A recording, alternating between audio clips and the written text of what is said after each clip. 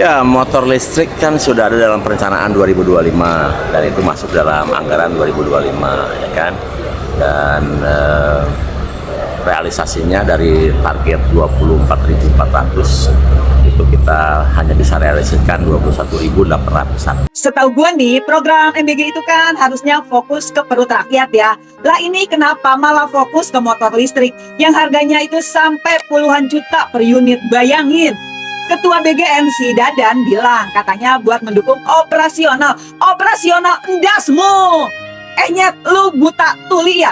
Di luar sana tuh banyak dapur MBG yang masih kacau balau, distribusi amburadul, kualitas makanannya dipertanyakan, makanya banyak siswa yang keracunan. Tapi kenapa yang diprioritaskan malah motor mahal, goblok?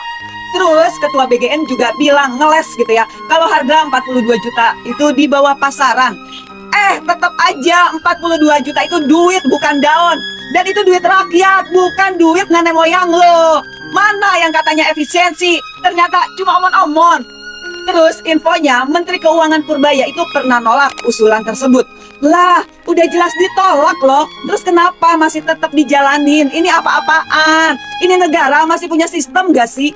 Kalau Menteri Keuangan aja bisa dilangkahin, ya udah sekalian aja bubarin tuh semua aturan. Ngapain pura-pura punya mekanisme anggaran? Bangke lah semuanya itu. Tapi tar dulu, gue sih maklum ya kenapa seperti ini. Lah kan pemerintahan sekarang diawali dengan ngacak-ngacak sistem dan aturan. Ups. Jadi stoplah sok-sokan bilang ini demi rakyat. Kalau emang demi rakyat, kenapa yang digenjot kendaraannya bukan makanannya? Fakta dari data, pos anggarannya aja justru bahan makanan itu paling rendah loh. Hanya 242,8 miliar. Sementara untuk pos anggaran kendaraan 1,39 triliun. Ini yang bicara data fakta. Gila ya, jomplang banget.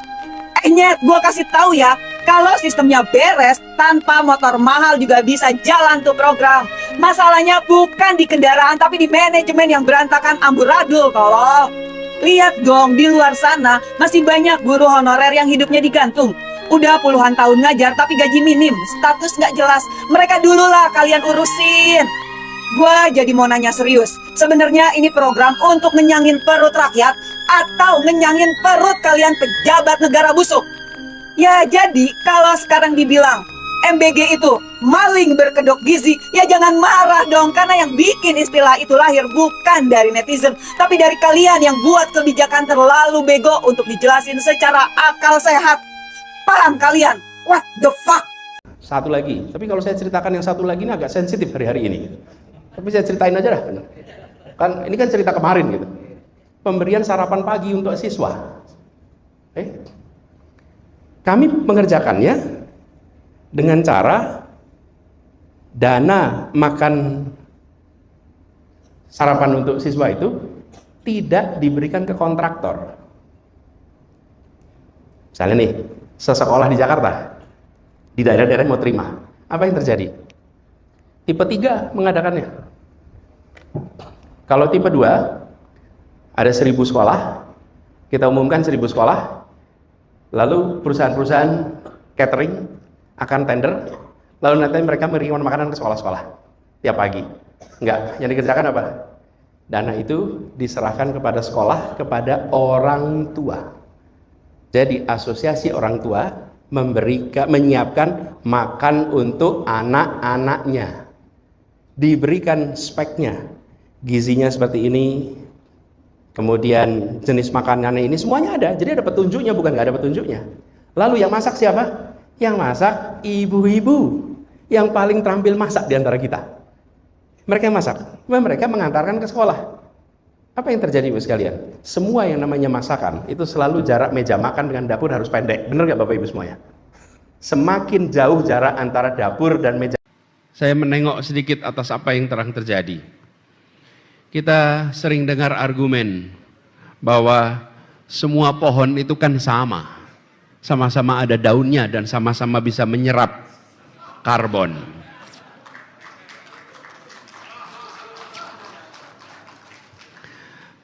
Sering dengar bukan? Ya secara teknis memang benar. Sawit pun melakukan kegiatan fotosintesis.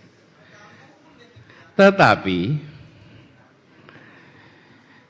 apakah berarti perkebunan sawit bisa menggantikan hutan hujan tropis? Jawabannya tegas, tidak bisa. Tidak bisa. Ini soal karbon misalnya. Hutan hujan tropis itu bisa menyimpan sampai 10 kali lipat lebih banyak karbon dibandingkan kebun sawit. Kenapa 10 kali lipat? Karena pohon-pohon dari hutan itu tumbuh puluhan hingga ratusan tahun. Dan menyimpan karbon itu bukan saja di daunnya, tapi di batangnya, kemudian sampai di akarnya. Nah, sawit beda. Setelah 25 tahun dia tebang, diganti. Sehingga siklusnya pendek, penyimpanan karbonnya terbatas. Lalu soal air dan hujan. Sistem akar pohon hutan itu dalam dan kompleks. Dia menyerap air, dia menahan tanah, dia mengatur aliran sungai. Sementara kalau akar pohon sawit dangkal dan horizontal. Jadi ketika hujan deras, air langsung mengalir di permukaannya. Itulah sebabnya ketika terjadi hujan yang luar biasa kemarin, kawasan yang ada areal sawitnya, dampaknya lebih parah dibandingkan dengan kawasan. Halo teman-teman, berjumpa bersama saya di Politik dan Iya. Teman-teman, ini menarik. Di media sosial beberapa waktu yang lalu ya viral di media sosial yang begitu mengejutkan kita. Dan dari video tersebut teman-teman ya nampak motor berjejer rapi ya, bahkan masih dengan plastik. Dan ini puluhan ribu ya, diduga sekitar 70.000 teman-teman ya di sebuah daerah. Dan ini membuat geger publik teman-teman lantaran di tengah efisiensi ya, di tengah efisiensi negara kita ya, ada belanja yang sangat luar biasa yang sangat-sangat menurut saya tidak mendesak ya. Dan ini menjadi kritikan massal ya di Indonesia. Kalau kita lihat beberapa waktu lalu juga viral juga bagaimana Koperasi Merah Putih itu membelanjakan kurang lebih 105.000 ya mobil dari India, dan ini menuai pro dan kontra juga teman-teman. Nah kali ini itu motor SPPG MBG. Ya kita tahu bahwa lagi-lagi MBG itu kan menjadi sebuah program yang menuai kritik sampai detik ini dari kalangan akademisi, politisi, ya, para mahasiswa. Dan kalau kita melihat kan bagaimana MBG ini masih menjadi tempat kritikan teman-teman. Kita tahu bahwa MBG ini kemudian menjadi tempat kritikan masyarakat. Bahkan Prabowo juga mengklaim bahwa MBG ini adalah program yang sukses ya, bukan mengatasi teman-teman, menyerap tenaga kerja bahkan 1 juta tenaga kerja katanya. Dan lagi-lagi kalau kita melihat bagaimana Prabowo memuji-muji MBG ya.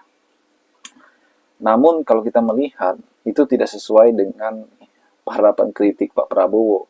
Para pengkritik Pak Prabowo tentu tidak puas dengan MBG, katanya bahwa bagaimana penerapannya di lapangan, teman-teman. Ya, bagaimana kritikan masyarakat bahkan orang tua murid ya, ketika ada makanan yang tidak sesuai dengan harga, ya, bahkan ada juga sekolah-sekolah yang belum merata ataupun belum mendapatkan MBG dan sebagainya. Nah, apapun itu, ya, pengadaan motor SPPG MBG ini membuat publik semakin heboh, teman-teman. Kalau kita melihat bagaimana abdi negara, yaitu para guru-guru honorer ya, yang sudah lama mengabdi, kemudian mereka juga sampai detik ini belum terlalu diperhatikan ya, dengan honor mereka yang tidak sesuai ya kan. Dan ini miris lah SBPG, MBG mungkin berjalan setahun ya, sudah mempunyai kendaraan yang sangat luar biasa, teman-teman. Ya, dibandingkan para guru-guru yang mencerdaskan anak bangsa. Bagaimana menurut kalian? Kita diskusi di kolom komentar ya.